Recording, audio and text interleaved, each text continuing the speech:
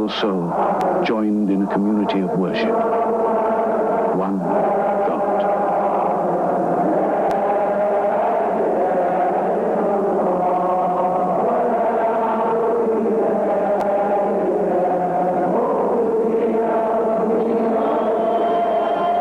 All equal before God, all united in this place of prayer. Each individual soul joined in a community of worship. One God.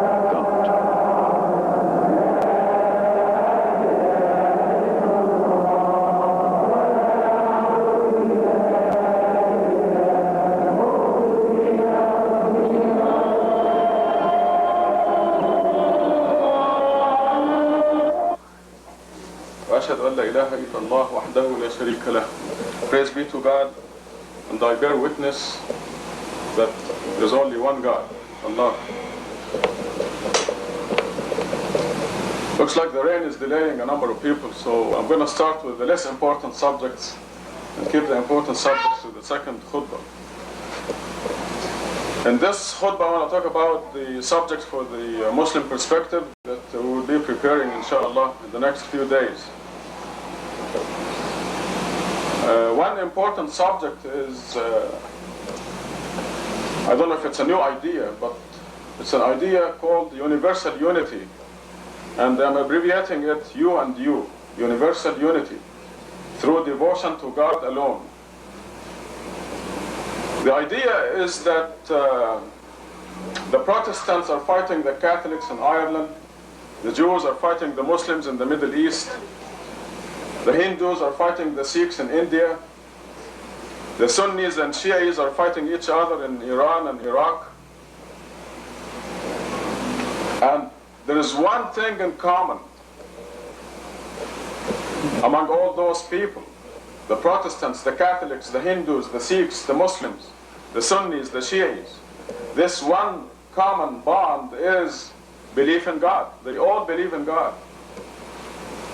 So it dawned on me that if we rise above the human factors, if the human race rises above the human factors, such as Jesus, Mary, Muhammad, the saints, and so on, they will be united. There will be no reason to be different. The reason the Sunnis are fighting the Shias is because they reverence different imams, human factors. The reason the Protestants are fighting the Catholics is Martin Luther, a human factor. The reason the Mormons are Mormons is Joseph Smith, and so on. So it is these human factors, Muhammad, Jesus, Mary, Joseph Smith, and so on, that cause the differences. If we focus on the one common linkage, that is belief in God, we will have one objective to love, one objective to worship, one and the same. So this is why I called it universal unity. I finished a video program a couple of days ago. I mean the shooting of it. I'll be editing it in the next 2 weeks, and inshallah we'll be showing it in Washington, DC, in New York, Boston, Cincinnati, San Francisco, Los Angeles, the major centers. And Chicago, we got Chicago also. So the program will emphasize these points of differences and the one point of unity, and I will be asking them to get together with us in promoting universal unity. The complete name is Universal Unity through Devotion to God Alone. And by the way, we're going to change this sign out there. While studying this subject, I realized that you can submit to somebody while hating his guts. So submission is not really a good word. Devotion is a positive word. So we're going to change the sign and make it happiness is devotion to God alone. This is a product of this universal unity idea. This is one subject. And I'm going to put this in the Muslim perspective on the back page. On the front page, I'm going to talk about polygamy, which is a very popular subject. I had a call from New York, Sayyida Ahmed, most of you know her, and they're having a big problem with New York Muslims abusing the law, God's law, polygamy. So I want to start off by saying that we have laws, divine laws in the Quran. Polygamy is one of them. It is God's law, it is allowed. But I want to say that when we abuse God's law, any of God's laws, the retribution is really not worth it. The retribution is severe. We can't cheat ourselves and justify things for ourselves. But when we look at the subject of polygamy, our example is the Prophet Muhammad. Sometimes they accuse us that we do not follow the example of the Prophet, and this is a lie. But our example here, a perfect example, is the Prophet Muhammad. He had one wife until she died. For 25 years, he had one wife. All his youth, from the age of 25 to 50. He had only one wife, he had all his children from her, except one. And after Khadija died, he married widows of his friends who had children to give them his name. He had a couple of political marriages that were actually forced on him. Abu Bakr told him, you have to marry my daughter, you must marry my daughter. So he married Aisha. And they lie, they say that he married Aisha when she was 9. Well, even now, when a girl is born in a family, they name her husband to be. When she's still 9 hours old. She's going to marry, some cousin. So this is happening now, and this is what happened with Aisha, but he did not marry her until she was a mature woman.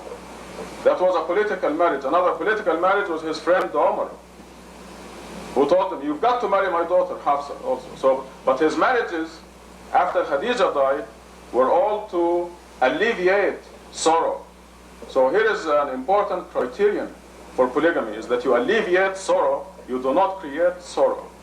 I'm going to put this in the perspective. So somebody who wants to use this law has to be very careful not to abuse it. And he has to use this criterion. Am I creating sorrow or alleviating sorrow? Will there be creation of pain or removal of pain?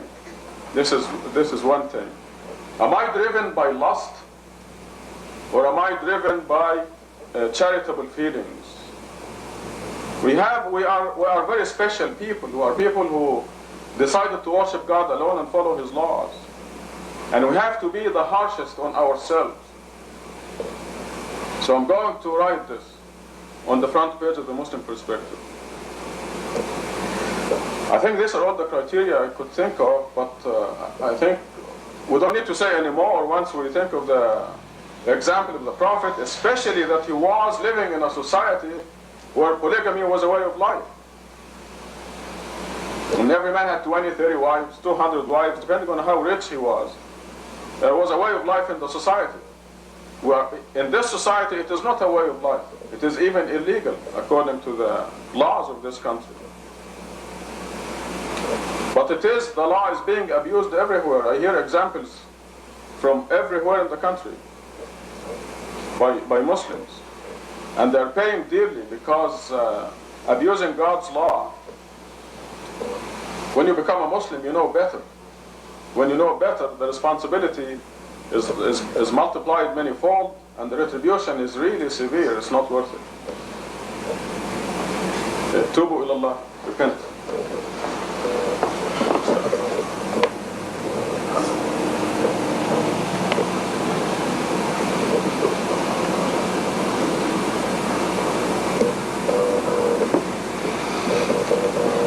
الحمد لله وأشهد أن لا إله إلا الله وحده لا شريك له.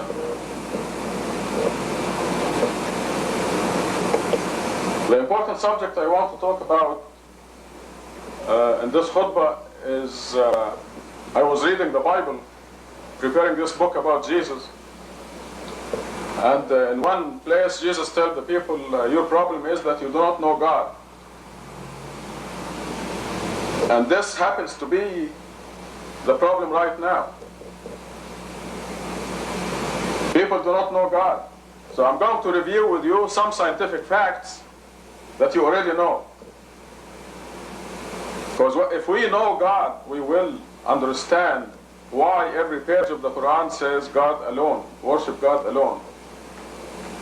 And we'll understand the blasphemy of putting human creatures anywhere near God.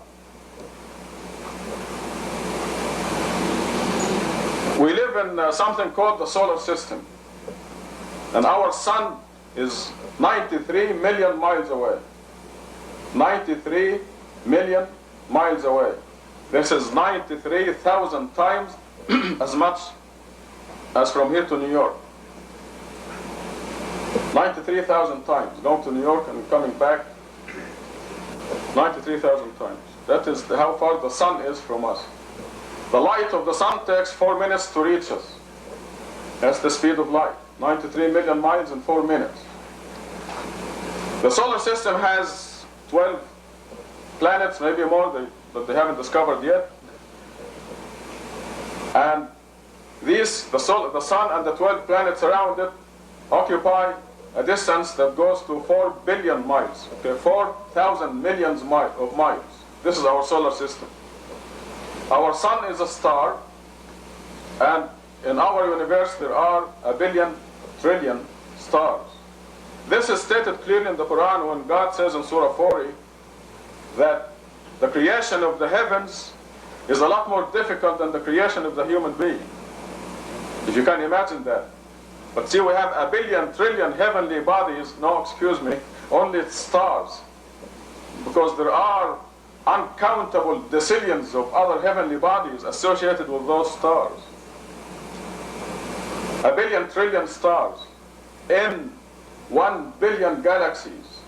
All these are scientific facts. 1 billion galaxies. Our galaxy is called the Milky Way galaxy. And our next door galaxy is 2 million light years away. Okay, that's next door. If you live 2 million years and travel at the speed of light, doing nothing else, just traveling at the speed of light, you will go next door galaxy in 2 million years. There are a billion of those, billion galaxies. And we learn from Quran that these, now by the way, it will take you something like 100 billion years to just count them, not create them, just to count the stars. They do it scientifically by taking a picture at random of the sky and counting what's in the picture and then multiplying by they calculate the circumference of the earth and the visible stars. This is how but if you count them they take 1 second per star to count. It will take you 100 billion years, day and night, without stopping, just to count them. Now all this we're told in Quran is in the smallest and the innermost of 7 universes. So all this vastness is in the smallest universe.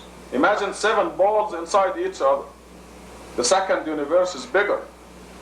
The third is bigger than the 2. The third universe, the 4th, the 5th, the 6th, the 7th. Can you imagine the circumference of the 7th universe? How long is it, the circumference? There is no number that can describe that. We do not have, at the time of the Quran revelation, they didn't count beyond 1,000. And now, with our computers, we do not have a number that will, even if you estimate the differences between the 7 universes, and being very conservative, you still will not have a number that will describe the circumference of the 7th universe in light years or millions of light years. Infinity would be the closest and most honest description of the circumference of the 7th universe. If you go to the edge of our solar system, the Earth will be almost invisible. You have to use very, very powerful telescopes in our solar system. If you go to the edge of our galaxy, the earth is absolutely invisible. And on this earth walked a man called Jesus, or Muhammad. So the people do not know God, they are unaware of who God is. Because this infinity, the circumference of the seventh universe, we're told in Surah 39, is held within God's right hand. This allegorical description, being withheld within God's right hand, is to tell us how big God is, how great God is, and who God is. Because it is not held within his hands. There's a difference between holding something like this or like this, inside. How much space do you have inside your hand? God is great. And because of this greatness, God is capable of treating you as if you're the only creature in the universe. God has that capability, and he does. He's closer to you personally than your jugular vein. God is great. We cannot understand or encompass the greatness of God. God is capable of treating every ant as if it is the only creature in the universe. Can you imagine the circulatory system of the ant? The heart of the ant? It does have a heart, and it beats. It's not like our heart, but it does have a heart. It has a circulatory system. And God controls that as if it is the only creature in the universe. So when God says in Surah 53, God is the one who makes you happy or miserable, God is the one who makes you rich or poor, and when we raise the new understanding, which is absolutely essential for you to go to heaven, namely, God is doing everything. We need to know who God is to understand and appreciate that statement. God is doing everything. The only thing we do is choose to be with God or with Satan. This is it. After that, God takes over. And God makes you rich or poor, happy or miserable. God is doing everything. However, misery comes from Satan, but God, in accordance with God's will. So the ultimate doer is God, and we bring the misery on ourselves. We choose to put our finger in the fire or not. So when it hurts, it's because we chose to put our finger in the fire, and it is God's law that when you put your finger in the fire, it hurts. So we bring the pain on ourselves. So if you have any problem of any kind, you just have to ask yourself, why do I have this problem? And you have to dig and find out why and remove the reasons. You have to be honest with yourself. أقم الصلاة. الله أكبر الله أكبر لا إله إلا الله.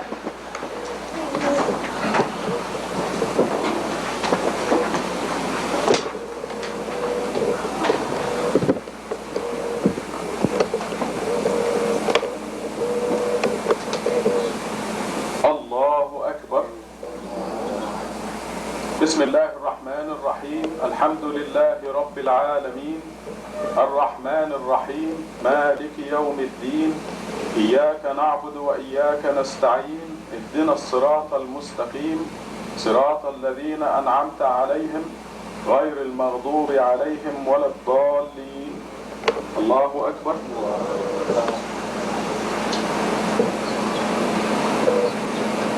سمع الله لمن حمده. الله أكبر.